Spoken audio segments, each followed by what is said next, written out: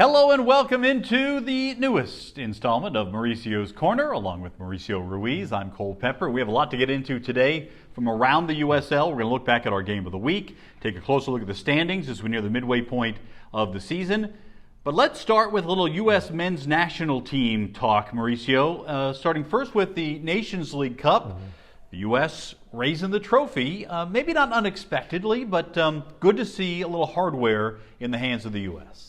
Well, I think we hope that the U.S. will win against Canada and had a great display in the semifinal against Mexico. But Canada's on the rise as well. They made the World Cup for the first time in several decades. So it's not a gimme that you're going to beat Canada, but you are on your home soil. You've just beat Mexico 3-0. So there's great confidence going into that game. So it's great to see this generation lift another trophy. What stood out to you about the performance for B.J. Callahan's club? Simplicity. There wasn't a lot of inventiveness because you don't need to. These are players that played in their primary roles. They play where they're the strongest at. They knew what they were doing. He didn't have tons of time to work with them. So I think what BJ did is not overcomplicate things. He kept it simple. The players were in their positions. Everybody worked together collectively, and whenever they needed to defend, they defended. And when they needed to get into the attack, they did what they expected to do. So I think from a team performance, BJ got a lot out of the team. So he will also be the man handling things with the Gold Cup coming up. Then the transition happens back to Greg Berhalter, who, as you will know, was the manager for the U.S. up through the World Cup. Kind of an elongated process. For a lot of folks, Mauricio, this was a surprise that they sort of went back to Greg Berhalter. What's your take on the decision from U.S. Soccer? Yeah, I think U.S. Soccer, they did their due diligence to take their time to make sure that if they're going to name him or somebody else, they checked all the boxes. They went through over 10 candidates that they're not going to announce who they are because some of them are sitting in positions. And I think ultimately what my opinion is and what I've seen around, they got a lot of player feedback to see if do they want to start a new cycle with a new coach or do they want to just continue the cycle that they were on. And I think overwhelmingly so, speaking to the more veteran players, I think they felt that Greg was the right person for the job. There are some relationships that need to be amended for sure. But I think it is a good continuation of the process. We had a good showing in the World Cup. This is a young roster that not only for the 26th North American World Cup, but going forward as well. These are players that are in the average 21, 22 years old, youngest team in the previous World Cup, and we keep getting younger, it seems like. So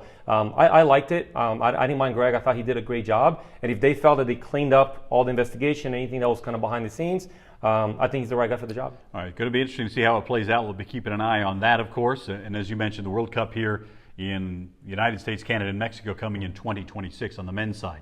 Let's turn our attention now to the USL Championship and the results from this past week. And as you see here, a big goal-scoring game right at the top with Charleston Battery, a 4-3 winner over Hartford Athletic. That's big for Charleston, as we'll see here in just a moment in terms of their standings in the Eastern Conference. We also saw Orange County, a 3-0 win over Tulsa. Some other key matchups here. Monterey Bay, a surprising 1-0 victory over Sacramento Republic. El Paso and Tampa Bay Rowdies 1-1. Pittsburgh and Oakland Roots with a 0-0. But Pittsburgh continues to not drop games, and we'll talk about that as well as we get a little bit down the line. And Birmingham Legion, first win in 6 games for the Legion as they knocked off Indy 11. Of course, they were a team going deep in the U.S. Open Cup.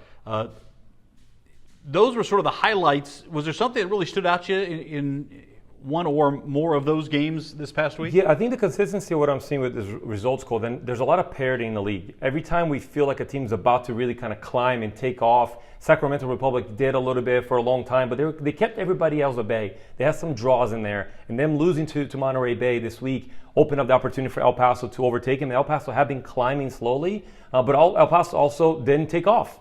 They had a tie also. So I think there's a lot of parity in this league, and you look at the results, games that you expect teams to win. You know, soccer, and you never know what happens. There's conditions within the game, but I love seeing how the teams from the bottom are still fighting for those 8 playoff positions. All right, let's take a look at the USL Championship standings, starting with the Western Conference. And as you see there, El Paso Locomotive not only have risen to the top of the table, 30 points, but their goal differential at +8, certainly respectable. You see Sacramento Republic at a +17, but in their last 11, El Paso has gone 9 wins and 2 draws. They haven't lost a match since March the 18th.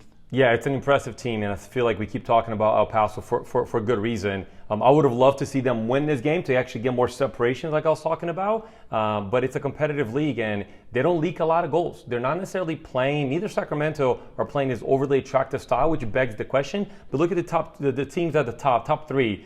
All teams that are very defensively structured, they're really tight. They don't give up a whole lot, but Sacramento surely has figured out a way to score a lot of goals. And in the Eastern Conference, you've got Charleston Battery back on top there, 28 points, even though they have a goal differential of -3 right now, but there are some teams that are playing exceedingly well.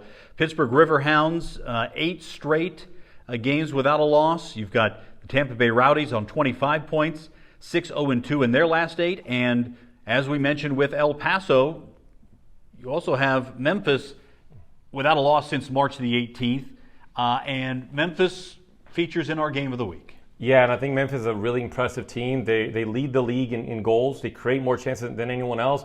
But you look at that second, third, and fourth between Pittsburgh, Tampa, and Memphis, you just talked about, they haven't lost in weeks. Those are teams that are competing at a high level. They continue to separate themselves from the bottom of the league. But Louisville in 5th place. Don't forget about Louisville. They're right there, and they're certainly a contender for a top spot. All right, let's take a closer look at our game of the week, and it involves 2 Eastern Conference teams with Memphis 901 taking on Detroit City FC, and Detroit trying to find their way up into a playoff contention. But Mauricio, this was a game that really, I think, highlights the personality that Memphis has been playing with.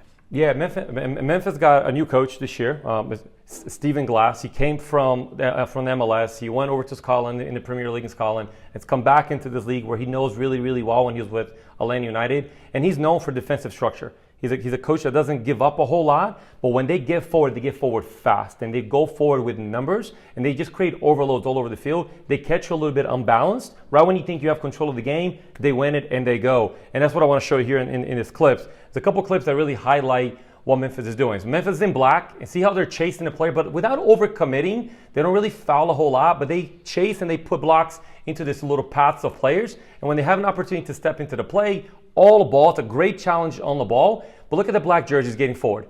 They continue to just climb into those spots, try to get to the back line as soon as possible, continue to flood into the box, and they get these little half-chance opportunities where I would love to see them actually get this ball a little bit stronger on goal. You keep talking about organization and transition when you talk about how Memphis plays. Well, talking about transition here, this couldn't be clear, right? They were in the defensive half, right on the corner flag, ball down the line, secure it, and this is what I'd love to see, him being a little bit unselfish. I know he sees the goal, but it's a 2v1. You got to lay that across, and it would have gotten on the scoreboard 1-0.